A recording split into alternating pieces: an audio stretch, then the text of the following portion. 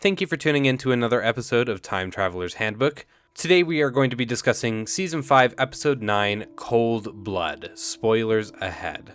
In this episode, the Doctor, Amy, and Rory have a conflict with the Silurians deep underground. The main part of the story is great, but the best part of the episode comes at the end when they encounter the Crack.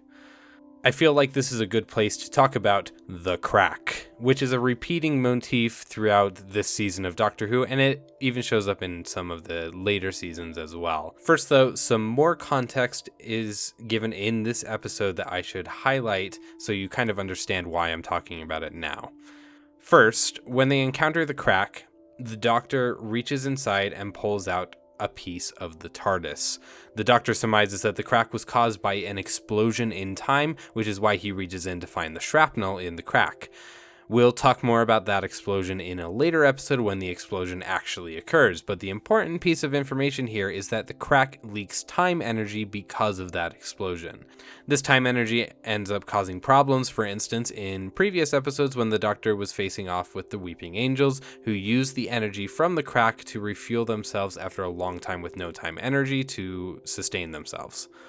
This Crack appears many places throughout the season, and it appears to be outside of the normal scope of the universe and is simply a crack in time, essentially. Some sort of a rift. The second important story element of this episode is that Rory gets shot by one of the Silurians from this episode. The Crack then seems to claim Rory by surrounding him with temporal energy. This results in Rory being erased from existence, and Amy loses all memory of him. There's an excellent moment later in the episode where the Doctor and Amy return to the surface, and Amy waves to a past version of herself, swearing that she could have remembered that there was someone else there too.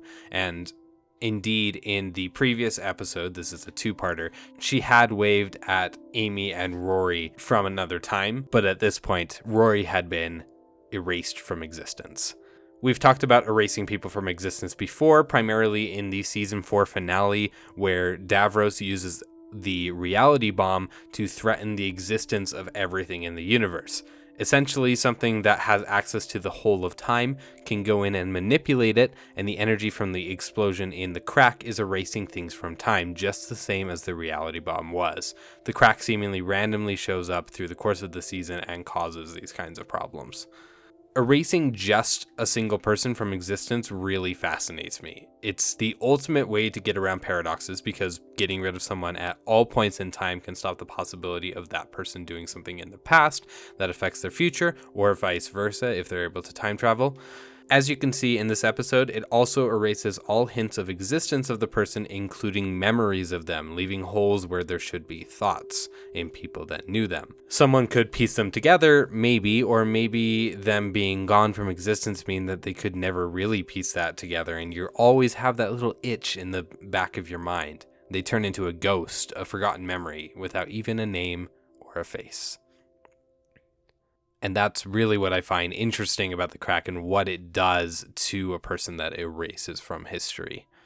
That's what I wanted to talk about with this episode, Cold Blood. Next time we're going to be talking about Vincent and the Doctor. As always, thank you for listening.